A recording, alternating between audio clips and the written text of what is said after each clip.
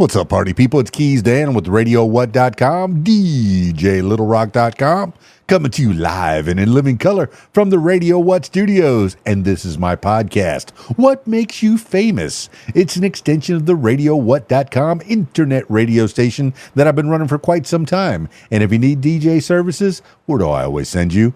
DJLittleRock.com. One more time, DJLittleRock.com. Check availability and get a free price quote, and maybe you could have me at your next event. You know I like to party with the people. The people need to be entertained. Are you not entertained? Let me entertain you. Make your next thing a big one. Speaking of entertainment, today on the program, singer, songwriter, truck driver, Marie Norris out of Tennessee. Well, from Georgia, but now in Nashville, Tennessee. So I'm looking forward to hearing more about the singing, songwriting, truck driving sensation that is Marie Norris. Oh, so stick around. This week's shows, let's see, I have one public show. I'll be at the Rab in Conway, Arkansas on Friday night, my usual Friday night gig. More Friday nights than not, I'm at the Rab. Usually over 48 Friday nights out of the year, I'm at the Rab in Conway, Arkansas. Video dance party, karaoke jam. Yes, I said karaoke. You're the stars of the show. I'm just pressing buttons. Let me press a button for you. They got a full bar. The kitchen's open. Good food, good drinks, good people. They got 10 diamond-style professional pool tables. I don't know exactly what that means, but I look at them, and they're pretty cool. They look pretty expensive to me. They got a pool tournament on Friday nights. So if you want to try your hand at playing pool and possibly make some money while you're doing it, come on out to the Rab on Friday night, Conway, Arkansas. Be there. I'm there from 8 p.m. until 12:30 in the AM. Always a good time at the Rab in Conway, Arkansas. And then on Saturday, let's see, I think I have a private gig, or I'm at the Choctaw VFW in Choctaw, Arkansas. So find me on Facebook or Instagram, and I'll let you know where I'm going to be on Saturday night. Unless it's a private show, and if you're not invited, you cannot come. But I get to do weddings and parties, and I'm so excited to be a part of people's days. It's all part of this thing we call show. I talk into microphones almost every day of my life. It's getting close to every day of my life. I'm speaking into some kind of a microphone, which is kind of cool. And I'm glad that people let me do it for them, talking to the microphones and play the music that people want to hear at their special events. I'm stoked. Well, here's somebody that also does that kind of thing as well. Plays the music, not just plays it, but writes it and sings it for the people. I got Marie Norris on the Skype, so if you're listening to the audio version of this, check out the video version on my YouTube page, youtube.com/user/KeysDan. Skyping Marie Norris now. She's smarter than the average bear. Marie Norris in my face. I like it so much. Wait a minute. Are you calling me from the big rig once again? What are we doing? At this time? I'm here all the time. Gotcha. Lifeblood of America. We're going to talk a lot about trucking. We're going to talk a lot about music. We're going to talk a lot about driving cross country with trucks and music. But I don't even know if you drive cross country. There's different types of truckers. There's in-town truckers where you get to be home every night, and there's those cross country truckers that are hard on a family, hard on relationships. Just driving all over the great country of ours. Give the people an idea who you are, Marie Norris. Good to meet you. Good to see you. Nice to meet you as well. Good to see you. I used to be over the road as a truck driver. I do not go cross country anymore. I stay pretty much on the East Coast. I stay between like 5-6 different states. Sometimes they, give me a little monotony break and send me further a little bit west. Sometimes I go to Iowa. I don't go very often. Sometimes I go to Missouri, but I don't go there very often either. I mostly stay in Illinois, Pennsylvania, um, Kentucky, Tennessee.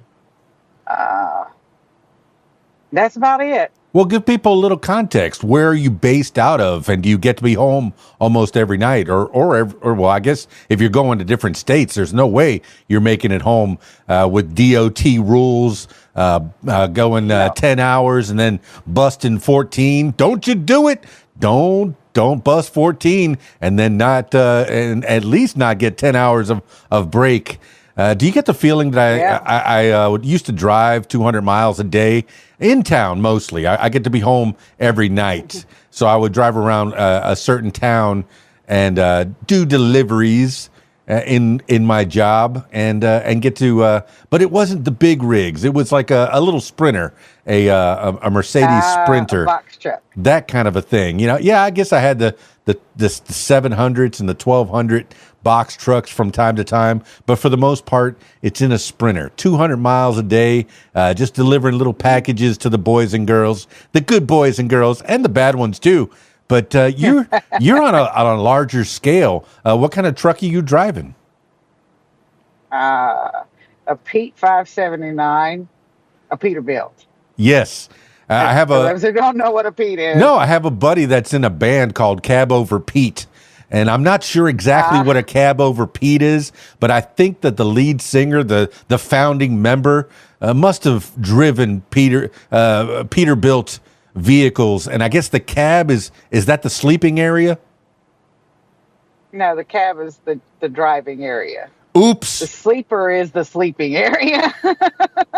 I'm a dummy. I'm learning They're from Marie attached Norris. to each other, but they are two separate entities. They try and make us feel like we have a little bedroom back there. Well, I'm learning from Marie Norris. Now, I have 3 brothers-in-laws that have been in and out of truck driving. I have one that is an over-the-road truck driver. My brother-in-law Mike, he's been on this podcast, and he actually talked about the trucking problems, and especially it was during that time when Canada was, I don't know, they were doing some kind of striking over the border, some crazy stuff like that. You haven't had to deal with that because you don't go that far north.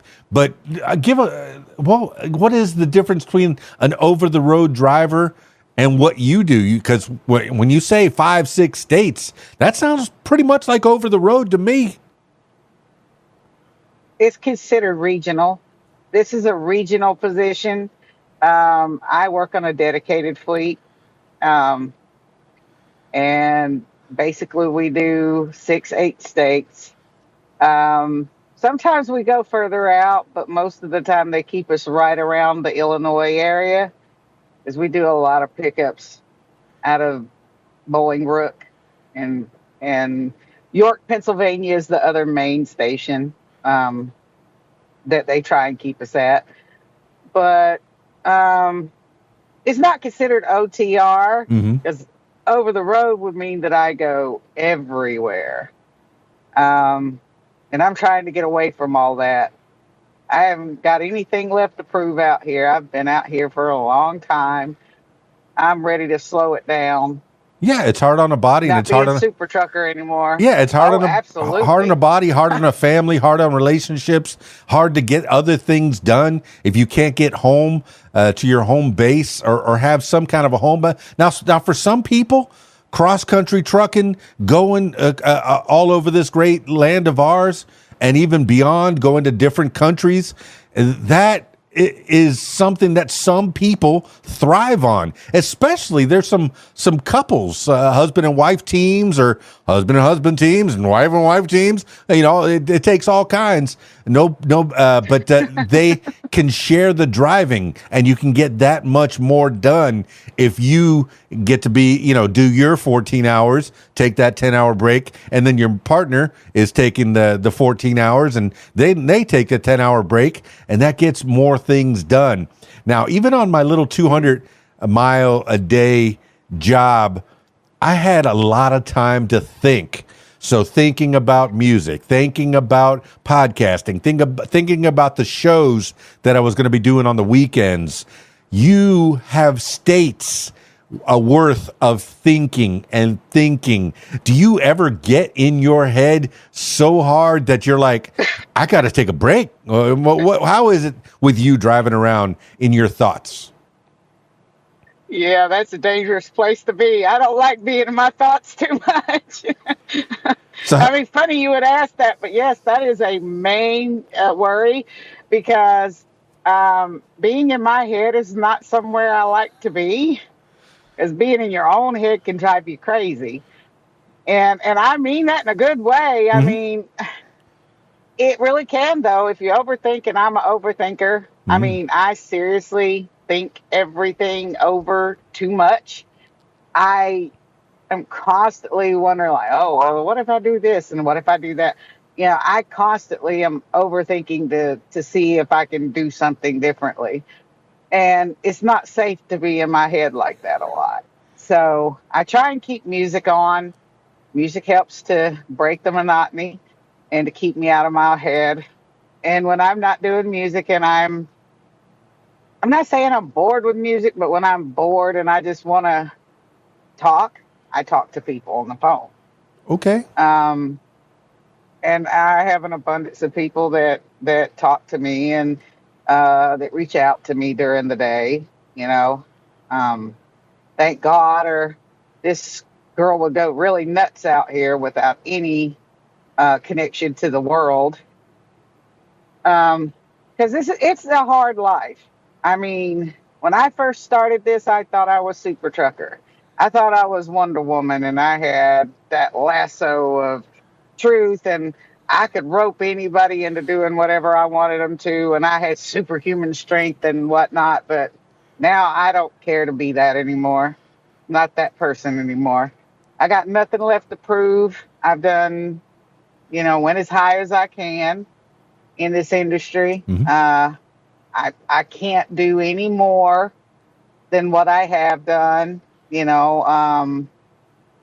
So it's time to move on.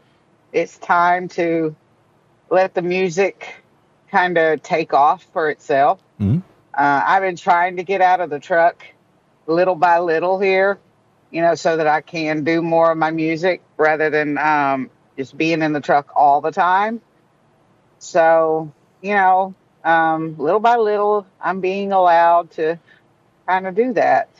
Well, now with And technology, I, you could record all the time, anywhere, any place, anytime, when you have the urge. I've seen, and I don't recommend it. A lot of these people that do their videos while they're driving, I've never. Well, I can't say never. I tested one out in the parking lot, just kind of driving, not looking at the phone, just talking into the void and trying to see if something would come out of that. And I just could not get anything that was viable. I can imagine a singer, songwriter, truck driver, or truck driver, singer, songwriter. I don't know how you want to put the hash marks. I think you want to go the other way. Start with singer, songwriter, and then truck driver yeah, happens to be just something that you do to keep your insurance, keep the lights on for right now. But, right. Yeah. I mean, perfect way to put it. yeah, and I mean, but you could have a recording device sitting next to you. I'm guessing, because you are DOT certified, being in a big giant truck, you cannot pick up a phone and put it to your ear and talk like some people would. You have to have some kind of a Bluetooth device in your ear that can easily be used for recording your thoughts and maybe even some lyrics or some ideas while you're driving. Yeah, you have to have a playlist. I know the first part of the day I'm listening to radiowhat.com, and then maybe the second part of the day I'll listen to a podcast and think about the shows that are going to be happening that night. So I was thinking about you, Marie Norris, all day, thinking about those great songs that you have. I've already named this episode Perfume and Diesel because of all the songs you have, I think that's the one that sums it up. I got a pretty lady in front of me, probably puts a little Well, perfume, a little thank you. makeup on, does her little hair, but smells diesel fuel all day long. Is Perfume and Diesel the song that defines you. I don't want to lead you on, but I guess I'm leading you a little bit. That's the one that I feel says it all. Well, it's been said that it's my signature. So, and whenever we wrote that, I didn't even want to write a trucking song. I was like totally against bringing trucking into my music Mm-mm. because I didn't want to get stuck in a theme. I mean, and Lord forbid it, but Tony Justice, if you've ever heard of him, he is a trucking singer. He's the male version, but he is stuck. He may not think so himself, but that's my opinion. He's kind of stuck in the trucking thing. He will never move past being in the trucking thing, because that's where his shows are. He plays all truck shows, and I just didn't want to get stuck in that. And then you could do a trucking theme song, and it wouldn't hurt anything, and it would probably help because you're a woman and no one's ever done it, and it'd be kind of unique. And we push it out, and the people would buy it because it's never come from a woman like that before. And it wouldn't get me stuck in a box, or at least that's what I was told. It wouldn't get me stuck in a box because I don't want to be stuck in a box. I don't like to be tamed. I don't like to have limits. I don't like people sticking me with, they don't want them sticking me in a box. I like to be able to move freely. I like to do what I want to do and have, at least controlling interest in what my career is going to do. Yeah, I don't want you to be stuck in a box either. But if trucking is what you've been doing for the last blah, blah, blah, blah years, I'm not even going to say how many years, or I'm not even going to ask how many years, or if you want to say how many years. But if you've been doing this job so long, it's what you know. It's something it's a jumping off point. Okay. People write what they know. People write about their experiences for the most part. Sometimes people have creative minds where they can write about space aliens and stuff that they've never seen. I don't know. Maybe you have seen a space alien being out in the truck, driving for hours and hours and hours. Who knows what you're going to meet on that highway? Could be E.T. It's possible. He'll be out there. Well. Yeah. He might phone home. He might need to borrow your phone to phone home. But hey, that's something that could be a whole nother podcast, or it could be this one.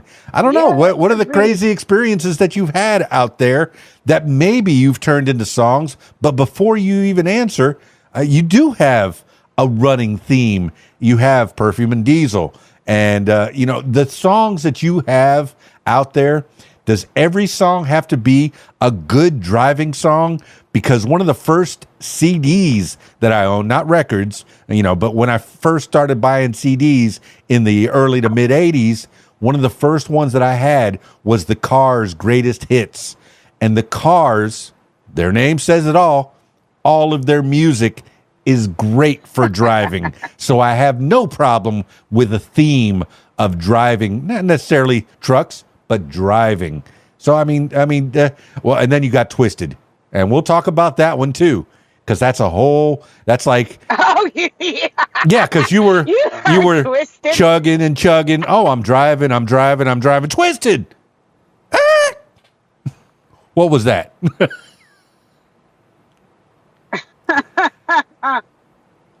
Okay. Yeah, like I've been asked about that song quite a bit. Okay. If you're talking about my song, Twisted. What other song am I going to be asking about? Keith Sweat's Twisted? No, Marie Norris is Twisted. Oh, crap. Okay.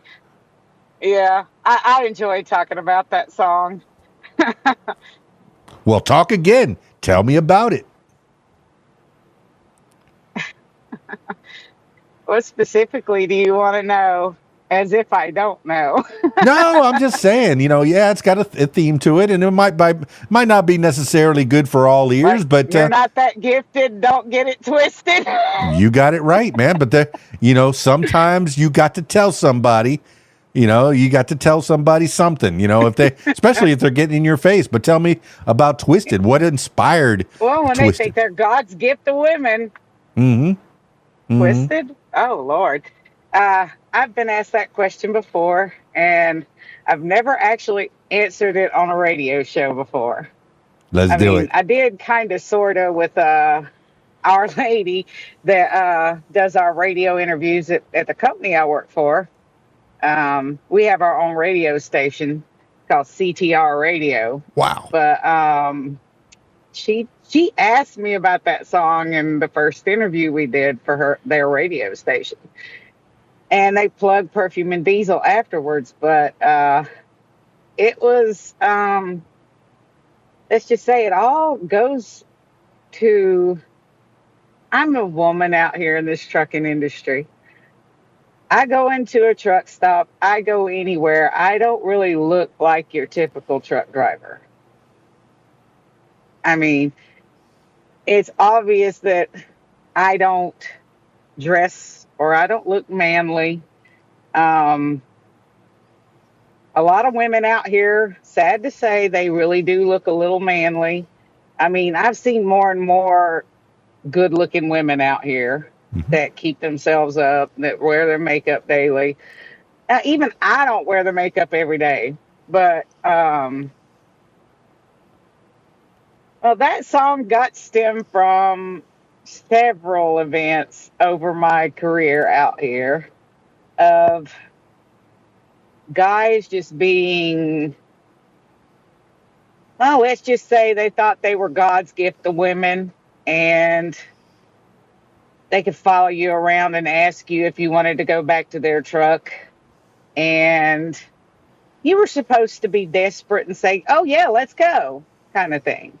You know, I'm not out here for that reason. Mm-hmm. And so finally, I just wrote it down whenever I was thinking of different types of songs that I wanted to write for my first project.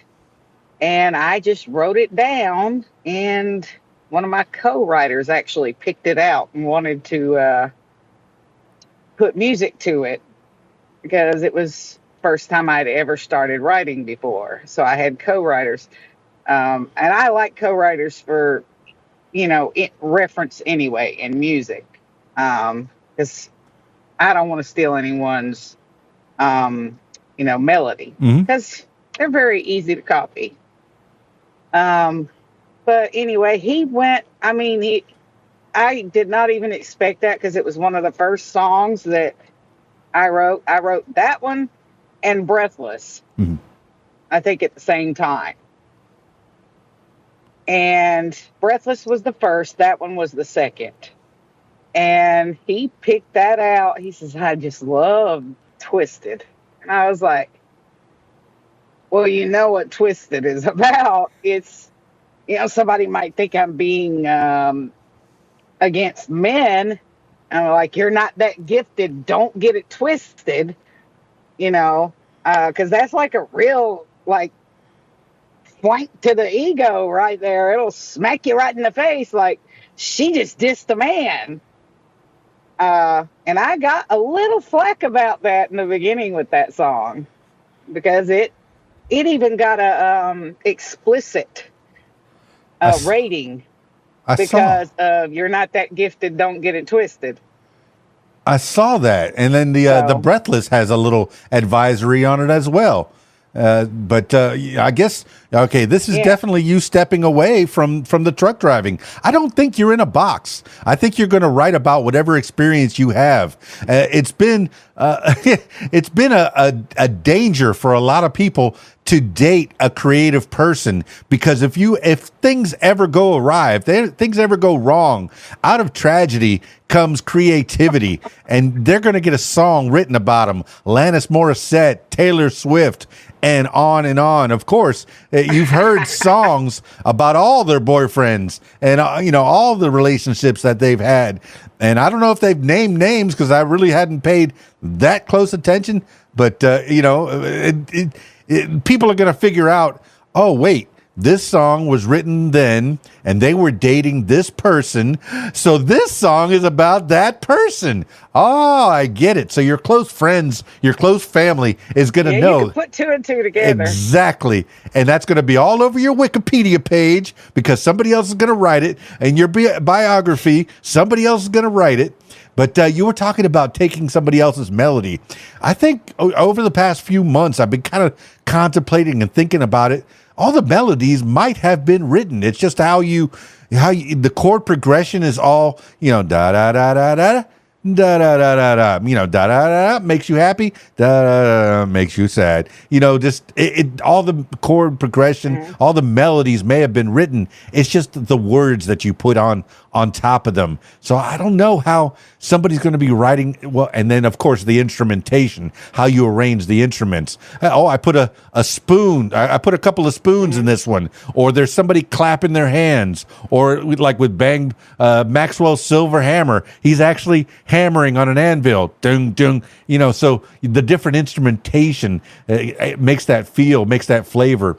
Now tell me about the songs and recording the songs. Who's recording the songs with you? Do you have a team? Because I know you're independent, but I did see that you have an independent record label called Tru Sound Records. Tell me about that. Mm-hmm. That is my own label that I created in order to be able to release my own albums. And it is legal because it is an umbrella company from Norris Management, which is my management company that I created whenever I first started this endeavor. So, yeah, I am incorporated, or at least Norris Management is, and that's who I run under. So, yeah. Oh my goodness. I got incorporated in 2004. Keys Dan Enterprises Incorporated in 2004. But I've been doing this DJ thing since 1986. I've been in the entertainment business since then. And that's when I made my first $50, wow, for a show. But I never incorporated until 2004. This is primarily a learning podcast. You took the time to incorporate. There's so many tax breaks, all these big corporations that get tax breaks. Well, the little corporations get a little bit of tax incentives as well. When you take your corporate taxes and your personal taxes over to your local tax preparer, which I'm guessing that you use, because man, there's no way I could do my corporate taxes by myself. I'm very thankful for my local tax preparer. But they know what they're doing. They know how to offset the corporate taxes with your personal taxes, and hopefully you get a couple bucks back at the end of the year after you've put into Uncle Sam. But tell me about incorporating and what that has done for you. Is it better than before you were incorporated? Well, I haven't really even had a chance to see it because Norris Management is just sitting there dormant right now. It's not running anything at the moment. Now all of my stuff goes through there, but I really don't make a whole lot from the music industry. Let's just put it that way at the moment. As soon as more starts funneling through, I will get a better idea. But it was the thing to do to keep my music separate from my personal self.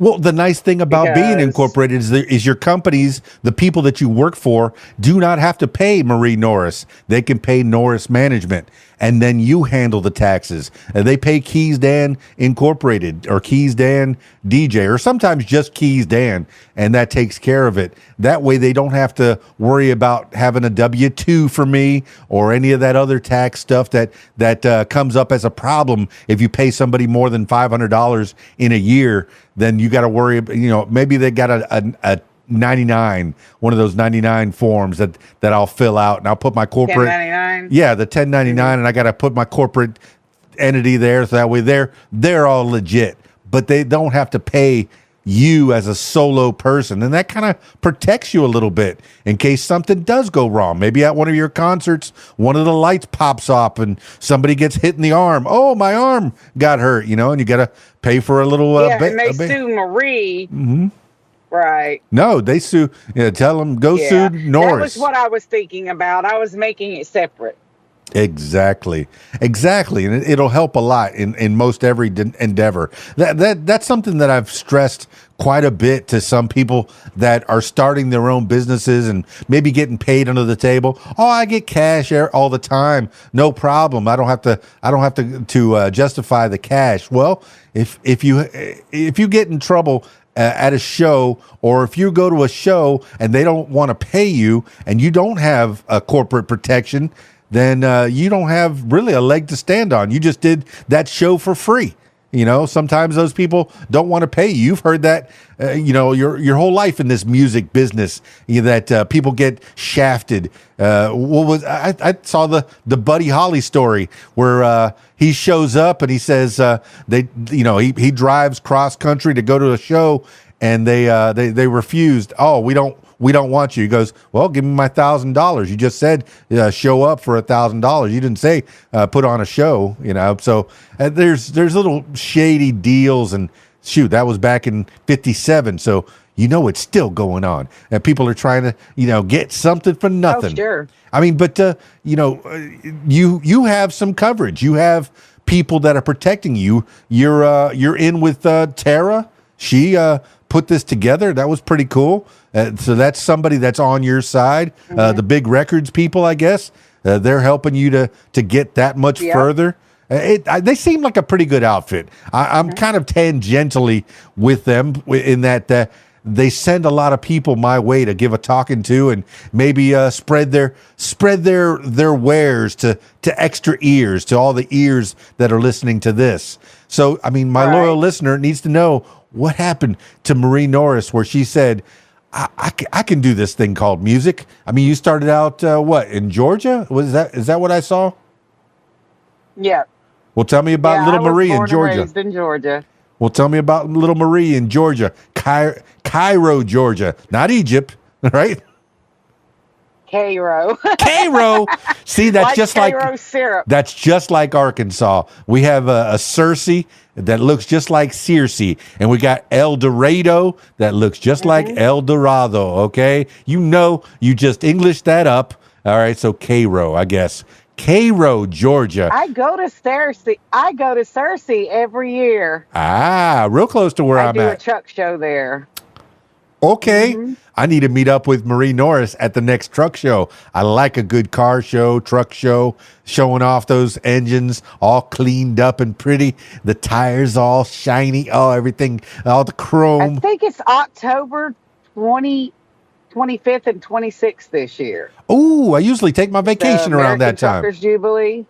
That's only a couple hours away from me. That's fantastic. All right. I'm going to pencil that in on my calendar. Do I have a file fax anymore? Nope. It's all digital. It's all on my phone. So if I lose my phone, I've lost my mind. I've lost everything I know. I don't remember telephone numbers anymore. But, tell me about, did you start? I know. You don't have to. No, you don't.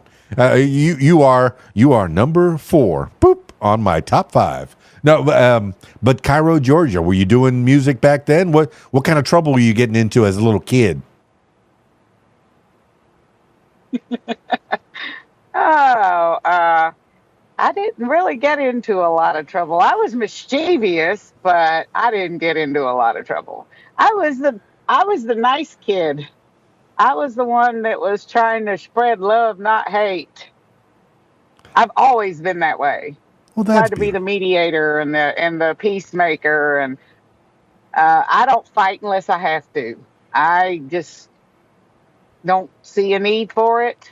Although I'm a big girl, I don't see any need for fighting.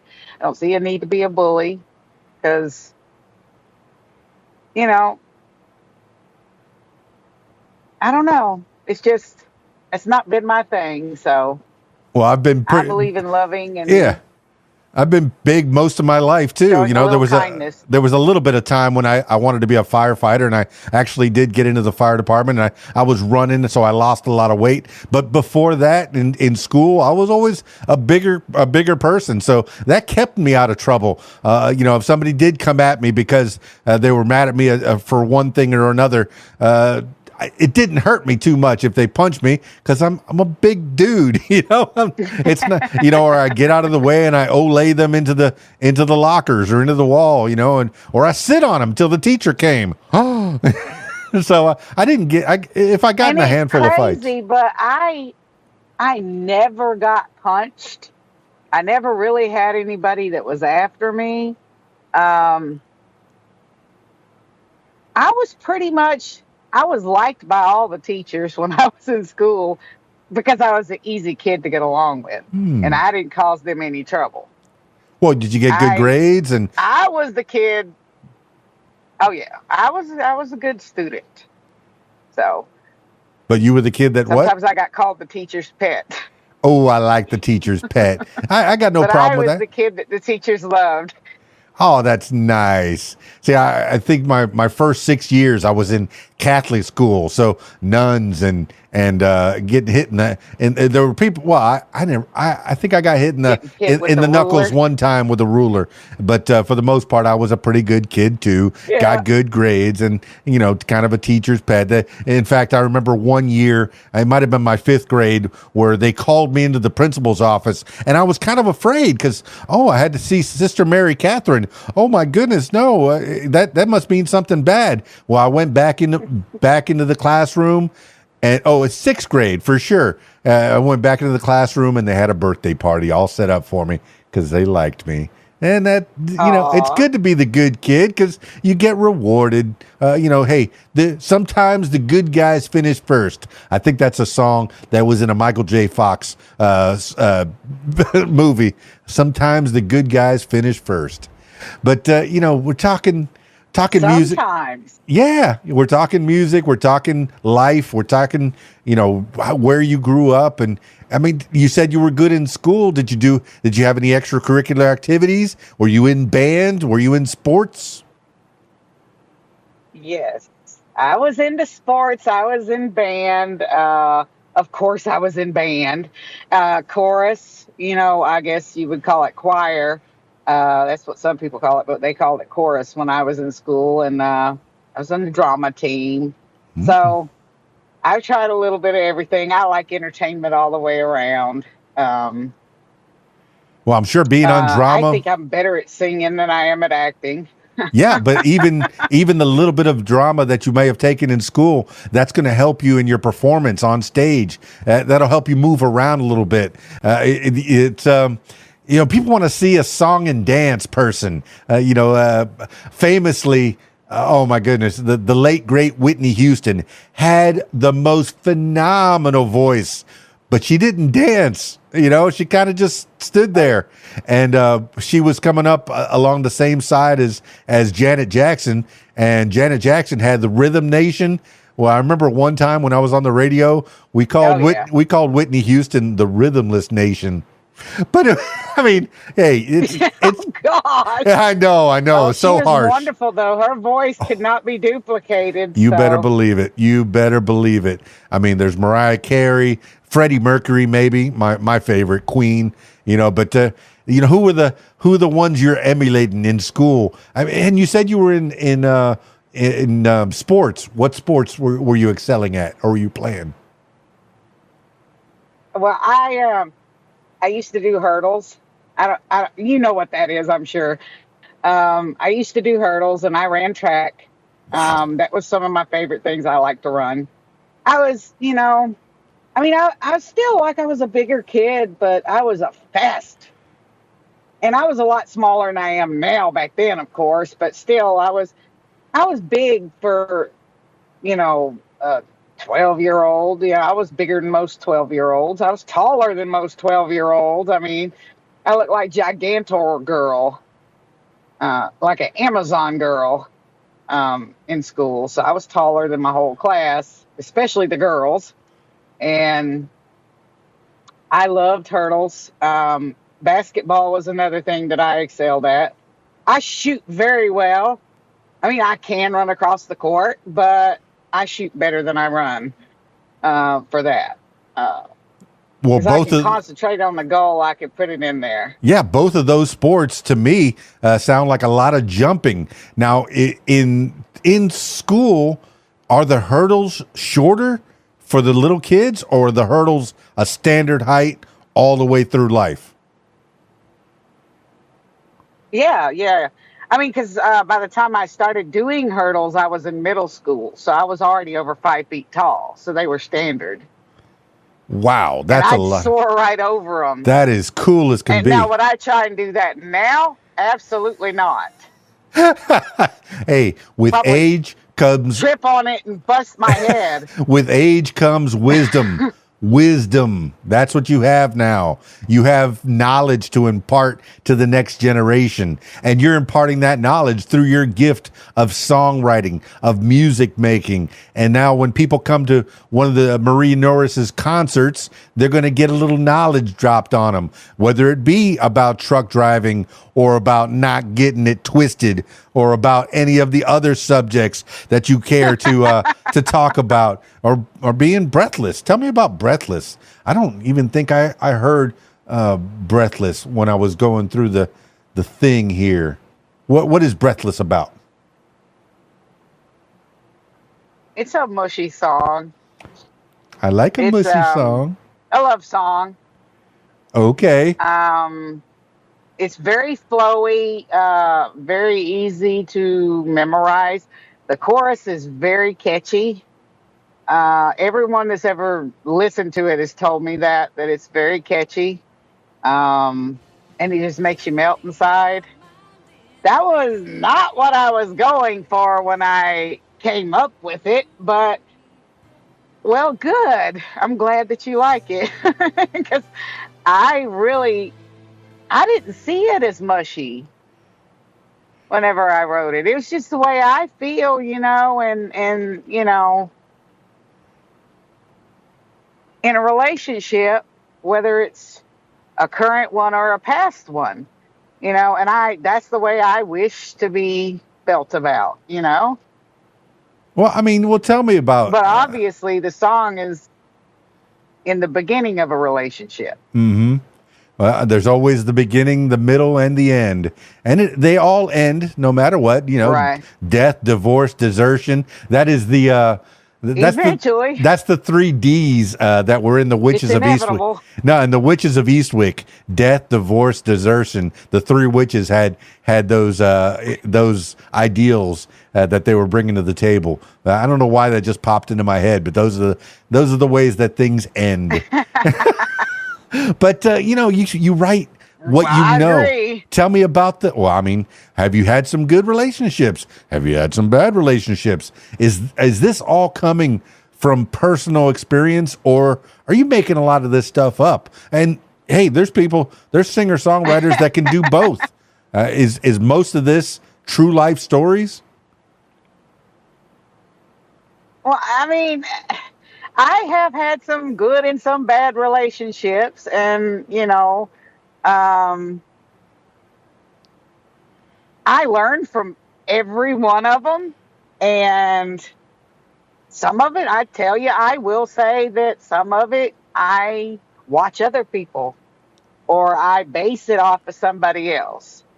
But Breathless is personal. Won't say who I wrote it about, but it's personal, about somebody from a past relationship. So, well, I mean, there was and an it's old partially also kind of my on the outside looking in at another one too. So it's half and half. The Breathless is. Okay, there is a saying that I've said my whole life. Learn from the mistakes of others. You can't live long enough to make them all yourself. Eleanor Roosevelt is credited with saying that. And Eleanor Roosevelt, pretty smart lady. And she did a lot of things while she was with her ladyship. But I've lived with that saying in my head for the longest time. And you can learn a lot from others. And you, when you find other people that are doing right or doing wrong, you make a song about it. That's amazing. That's a superpower you have. Yeah. Now, you said you had somebody that was was helping you with the music, or do you come up with the music, the melodies as well? for most of the songs? No, yeah, I'm starting to try to get more into that because, quite frankly, um, it gets kind of, I don't know what the word to use is, but I don't want to make it sound like I'm ungrateful. But it gets to the point where when you have a partnership with a songwriter Mm-hmm. that comes in, you know, it's your idea, basically, Mm-hmm. and a lot of times, I might not be all the way there with the song, but it's basically my baby. Mm-hmm. And, you know, now I'm trying to kind of get away from co-writers a little bit, just for the time being, just to see if I can do it by myself. Mm-hmm. And heck, nowadays, you really don't even have to have, because a lot of people are using programs to come up with their uh, music now, to do their melodies. There's a news rather than just putting it together by a guitar or a keyboard or whatever. There's a lot of different avenues to take now that you didn't have available before. Yeah, when I was But I'm first coming. trying to, I'm sorry, you were trying to what? whenever I was, I'm trying to now get away from the co-writers rather than, you know, keep moving forward. I mean, I still every once in a while will write with a co-writer Mm-hmm. because I've always said two heads are better than one. But in a situation like Perfume and Diesel, I had a co-writer for that, but had it not been for me, that song would have never got written. You know what I mean? And I don't want to seem like I'm ungrateful, but that's my anthem. That's my song. That's my life. But I mean, and Bill DeLuigi's a great guy. I Mm-hmm. mean, I'm not saying anything against that, but when you go to thinking about that and you also paid him to write with you, you know, I'm just being candid here. Mm-hmm. You pay him to write with you because you're brand new and you ain't never wrote with nobody before. And I used to go through this other lady, Lord, and I won't even say her name on here, um, that she no longer does it anymore, really, on a professional standard.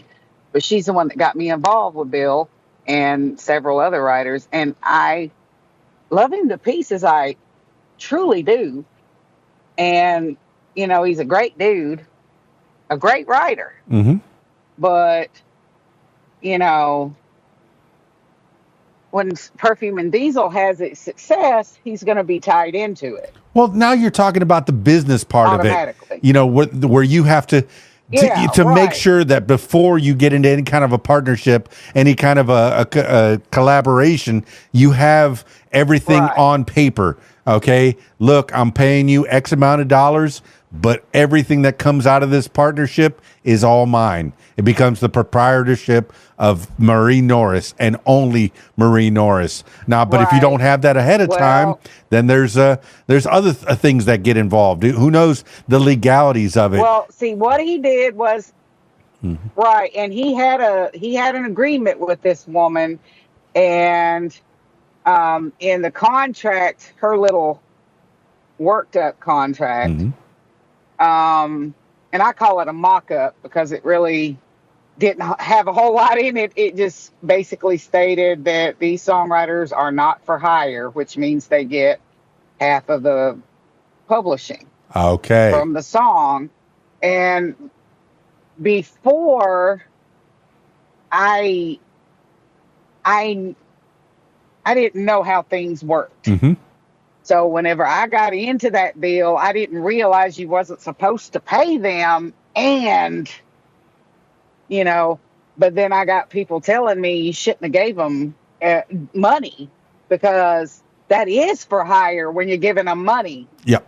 And okay, so all right, well, I don't know, I'm new at this, but Well, that's what we I've do. since made a deal Yeah. if Bill and I ever write together Hmm.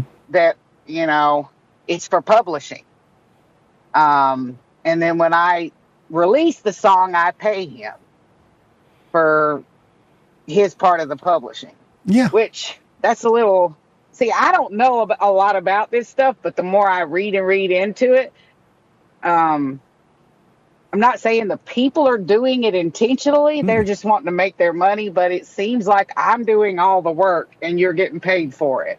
Well, that is record companies in a nutshell. I'm wrong to feel that way. No, that's record companies in a nutshell. You've heard about those deals where they get paid up front, and then they end up doing all the work and getting only half the money or less.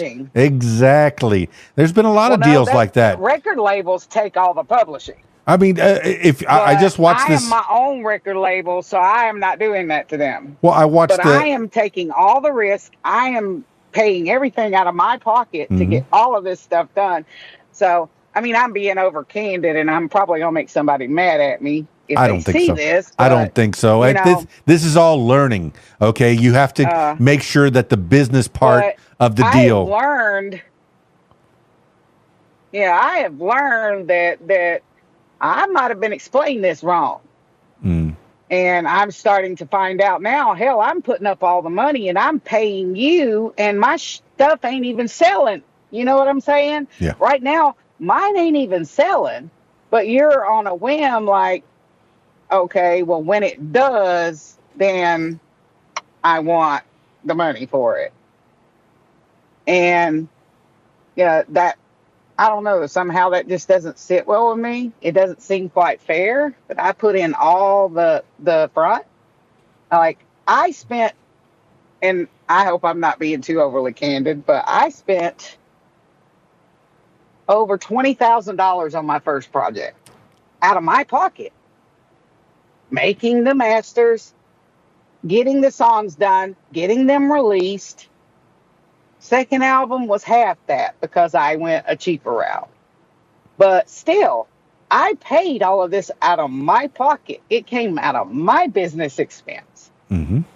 Came from my trucking fuel money. Yeah. And I don't see you offering to pay for anything. That's what I'm saying. You know what I mean? Yeah, it sounds like your day job and I ain't trying to be ugly about it. No, it sounds like your day job was paying for your night job, and man, you were paying a whole lot to get a whole little. I just watched the documentary for Stax Records, a very reputable record company out in Memphis, Tennessee. They had Isaac Hayes and quite a few other people out of there that they got taken over by Atlantic Records, as far as the documentary says. And Atlantic has got most of their publishing rights in the early days. The Otis Redding stuff that they took the time to make. So, yeah, there's lots of bad deals in this business, and I'm glad that you've gone independent. But the problem with being independent, sometimes you just don't have that backing. You don't have the legal knowledge, but you're learning. It's a learning curve. Yeah, you blew 20 grand, but hopefully that doesn't happen again. Exactly. You learn from your own mistakes. Yes. Good. Yeah, because there's a lot of deals, and they are great writers. Don't get me wrong. The writers that I have written with in Nashville are great writers. But that deal about wanting to be paid up front to write with me and also wanting to have half of the publishing, it's either or, darling. It's a good scam if you can get into it. The publishing. Or you do the cash. Because that was basically what I told Bill. I said, okay, how about we do this? Either I pay you up front or we do it for free when you write with me and you get half the publishing. Yeah, I don't know. That way your publishing company gets a quarter of it. Yeah, I don't know the deals in the past. There's been great collaborative writers. Heck, Lennon and McCartney. Every Beatles song, no matter who wrote it, no matter who was collaborating with it, it's all Lennon McCartney. They had a deal where no matter who wrote this song for the Beatles, it's going to be them. And then Bernie Taupin writing all the songs for Elton John. He gets that. There's plenty of collaborations that have worked out over the years, but then there's some that haven't. Ike and Tina, maybe not. Maybe not so much. That didn't work out in the end. Yeah. but Tina rose to the top. Yeah, I may regret talking so much about that, but I have learned a lot of valuable lessons. And like I said, I'm not saying anything off about Bill or anybody, because he taught me a lot. Yeah. And there's been other songwriters that have taught me a lot. I have learned quite a bit from everybody that I've ever wrote with. Yeah, you've made it abundantly clear that these people, very valuable knowledge. Yeah, these people are fine people. They're not crooks or criminals or anything. But if I'm not saying they're crooks. Yeah, if you're gonna give them $100, hey, I'll take $100. Hey, if somebody offers me $100, if I'm paying you though. Right. If I'm paying you to do a service, and it didn't dawn on me then that didn't sound like a great deal, especially when it was going through somebody else. I was just getting introduced to people that I needed to be in contact with, is basically what I was doing. All right. Well, you've learned from that. We can move on. Her expertise. We can move on from that. Okay. Fantastic. Now, you've actually taught my listener a little bit about the music business. Don't get railed. But let's talk about Barbara Mandrell. What is going on with Barbara Mandrell? Why is she the cover art for your Facebook page? MCA albums, 1975 to 1986, coming soon to digital streaming. Gosh. Tell me about your fascination with Barbara Mandrell. Oh, I've loved her since I was a kid. She's the very first person that I can ever remember watching on TV or seeing on TV. The Lady is a Champ probably was the first thing I ever saw as a kid. I mean, a toddler. And I watched it every chance I got. Whenever I had VCR tapes of it, I wore out several. She gave a kid hope. I was that little kid that sat there, and my life wasn't that great. I mean, I won't go into my particulars and go into my life story and the way, how my childhood was at home. I won't go into that at all. But, I was that little kid that saw her larger than life, even though she was not much bigger than how she appeared in the TV in real life. I didn't realize that she was my size or just a little bigger. I mean, I saw her at the 50th anniversary at the Opry, and I don't remember seeing how small she was. But I see video that I was sent, and it looked like, my God, I look like Amazon woman compared to her. But I don't know. She gave a kid hope. I grew up watching her, and she was basically the only thing positive, I guess I could say, in my life that I could look forward to. Well, I know growing up, I had the Mandrell sisters on, and Hee Haw, and all that, and even was it Goodnight John Boy, the Waltons. They're very formative in my years. So a lot of good old fashioned country, watching, whether your family life is going as well as it probably should be or shouldn't be, you still have the ability to kind of go off and watch a movie or watch a television show and say, okay, life can be a little bit better, give you a little bit of hope, okay, for the future. Well, have you gotten that hope? Well, and she was a multi-talented person. Have you gotten that hope? Has your life is your life heading in the right direction? The truck driving, getting people their goods and services and making friends along the way. I guess the experiences you've had at truck stops. There's plenty of stories where men will be truck driving and find those what do they call them, lizards at the truck stops. Oh, good Lord, yeah. Yeah, and that's a thing. Lizards. Yeah, so it gives you... Oh, yeah, it's a thing. I've had them knock on my door at night and be very surprised when they find a woman answering the window. And I'm Okay. like, can I help you? No, but maybe I can help you. And I'm like, no, thank you. Appreciate it. All right, my loyal listener, look up lot I lizards or I've don't. seen some pretty weird ones. All right. Well, I mean, shoot, I know I've taken a lot of your time, but I do want you to go down any avenue. Are you playing live? Or are you doing mostly studio stuff? What are you focusing on music wise to get you to the next level? Well, there will be some live shows. Like I said, I don't have all of the plans right now, but there will be a lot more coming in the near future. And of course, I already have Cersei on the list for October, so Are you going to be I playing will there? be there and I'll sing on Saturday.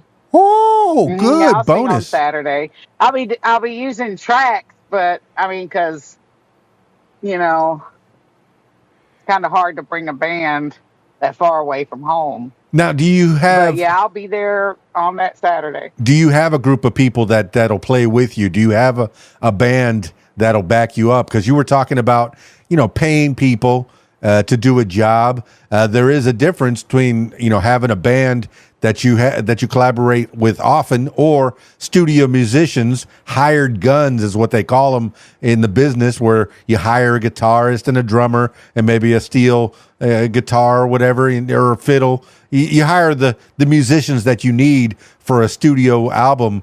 But do you have people that play in the Marie Norris band? No, I don't have a band yet.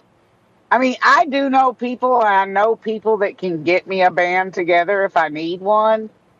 But technically, I don't have a band per se yet. I don't have enough dates right now per year to warrant hiring a band and putting them on the payroll. Yeah, that might get you to the. Because that would be like you would need to do a salary. Hopefully, you can do a couple of local shows closer to home that'll get you started off and get you to that next level. But for now, heck, I'm a karaoke DJ and I have plenty of tracks that back people up. And I have quite a few good singers, gosh darn good singers, that come out on a Friday night at the Rab in Conway, Arkansas. Shameless plug. And I think that if you had a backing track of your own making and you sang along with it, and you did your little thing, and you did your little showship that you learned in drama class, or where you shake it and move all over the stage and give people what they need. Do you tell little stories between songs about how these songs came to be? Sometimes that's fun. I do. I do, and I try to keep it short and sweet because you don't want to talk too much. You want to, give a short synopsis and kind of shut up because, I mean, because I can be known to talk on and on and on, but when you're up there on stage, you're going to bore the audience if you keep talking, talking, talking, talking, talking. So I guess I'm more boring when I talk than I am when I sing because they listen when I sing more. So. Well, you've been But talking to I've me. learned over the years keep it short and sweet. No, you've been talking to me for an hour, and I love it. I've enjoyed thoroughly getting to know Marie Norris and Perfume and Diesel. That is the song. You're a beautiful lady with the makeup and the hair, got all fixed up, gussied up for this video. So if you're listening to the audio version of this, check out the video so you can see Marie Norris right there next to me. Fantastic. And then the diesel. You're gonna smell diesel. Sometimes that gets on you and you smell like it for days. Once you get diesel on your clothes, that's it. You pretty much throw those clothes away. Try getting in your hair. I've had the nozzle pop out on me twice while I was fueling, and it got in my hair, and I had to ride or fly all the way to Vegas from Nashville with that junk in my hair. And I know that woman sitting next to me on that flight, she was like really not okay with the way I smelled. And I told her, I said, it's okay, I smell it too. Uh, You'll get used to diesel it. don't smell too good. You'll get used to it. Yeah, No, hey, can you work on trucks? Are you yeah. how Oh, good are it you gave under me the a headache. how good are you under the hood? Well, I know enough to get me by, but no, I do not work on a truck. I don't turn a tool unless I have to. Well, famously, a I lot of mean, yeah. uh, but as far as like switching out lights, I switch out my lights. That way I don't have to wait for the shop to do it. I can do that. It's not a big deal. I can even swap out the trailer lights. I've been known to do that. I But wait, you're a I girl. can do How do other you know how to stuff. do that? You're a girl. I'm a girl that used to be ASE Master Certified Fantastic. automotive technician. Yes. That's a Yeah. good girl right there. That's a good I used person. to be ASE Master Certified. Oh, you're going to make somebody a very I good worked on cars, not diesel engines. you're going to make somebody a very good partner one of these days. Or unless you're already partnered. How is love in the life of Marie Norris? Is it on the ups or the downs right now? And it's on the ups. It's looking good All at the right. moment. All right. We're going to see where things go. Well, you got a big smiley face on, and I hope that smile stays on your face all the time. You got shows coming up. Where's the best place that people can connect with you and find out where you're going to be besides Cersei in October? Looking forward to that. Where else can they find you? Oh, Facebook, Marie Norris Music, Instagram, TikTok, all of the social media platforms. I'm at Marie Norris Music. Have a website, marienorris-music.com. That's about all I can think of right now. And I'm available on all digital platforms. Just look me up and plug my name in. I'll come up. I think there is another person that's like really close to my name in most of them, but Oh yeah, I'm the only singer, Marie Norris, yeah, I I think. found a whole bunch of Marie Norrises for sure, and I think I've got most of the links in the show notes so people can find you and learn a whole lot more about you. What do you update the most? Do you update the Facebook the most? Is that the easiest thing to put the shows that are coming Yeah, up? because I have the Facebook on my phone, so I mean I do Instagram too, but I don't remember to do it as often because uh, I don't know. I guess I just don't mess around with. I'm a one person, or I'm a one thing person. I don't like to have a whole lot of stuff going on at once. So Well, Facebook is the one of choice yeah, at the moment. I people. might change my mind later, but People that say they're multitasking, they're not multitasking. They're doing one thing and then they're doing another thing and then they're doing another thing. You cannot do 5 different things at the same time. Yeah, I've seen those people that can juggle plates and you're gonna miss balls. something really bad. You know, on a unicycle. I'm juggling plates on a unicycle and bowling ball stuck on my head. You know, yeah, okay. There's a couple people that can do several things at one time, but for the most part, you got to stop one thing to do the next thing. Okay, Marie Norris, you've learned from experience, and you're teaching the next generation right now on this podcast. All right, I don't want this to be the last time that we talk. I want you to come back as things progress. If you got new stuff to promote, you come on back here. You got an open invitation to the What Makes You Famous podcast. But I do finish these things off. Wait, before I say anything, do you want to give some shout outs to people that have helped you along the way or explore any other avenues? Oh, sure. I mean, of course, let's big records. I mean, lots of thanks there, and Tyra, uh, Jenny, Eileen, Mark, all of y'all. Big thanks and shout out. Um, Love you guys for everything, and Caden Gordon.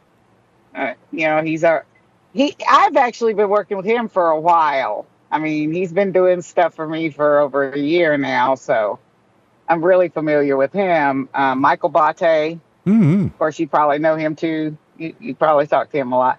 Um, all of those great people. Um, the American Truckers Jubilee.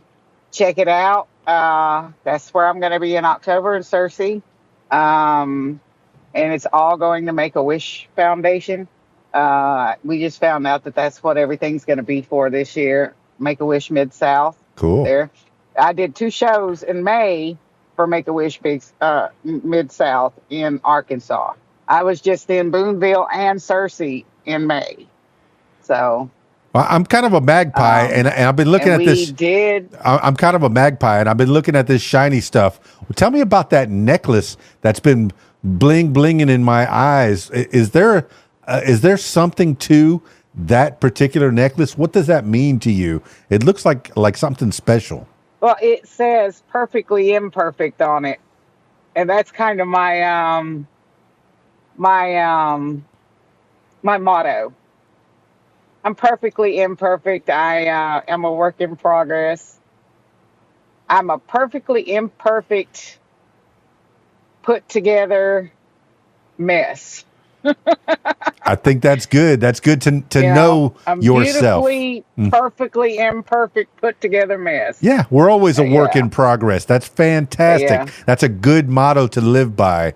All right. I usually finish these things off with last words for the people. This could be words to live by, something you heard a long time ago, maybe a mantra that you wake up with every morning, or whatever pops into your head at this moment in time. Marie Norris, give the last words for the people. For the people, never give up. Always keep going, because you never know what big dream might be awaiting you around the corner.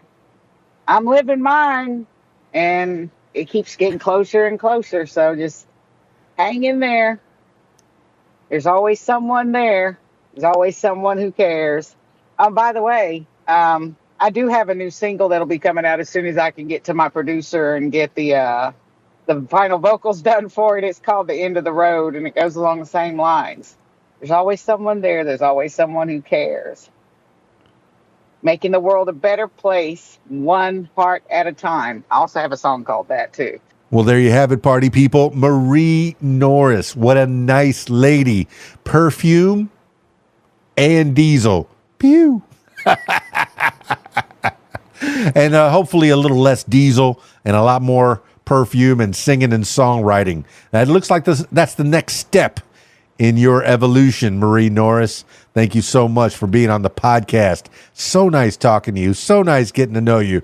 And so nice listening to your music today. It was it is good for driving. So if you're driving around, listen to some Marie Norris. And then out of left field, it's going to pop up with that twisted and that breathless, and make you feel real good and make you think about things, and maybe make you think and make you laugh and make you think about those relationships that you had in the past, Don't get it twisted.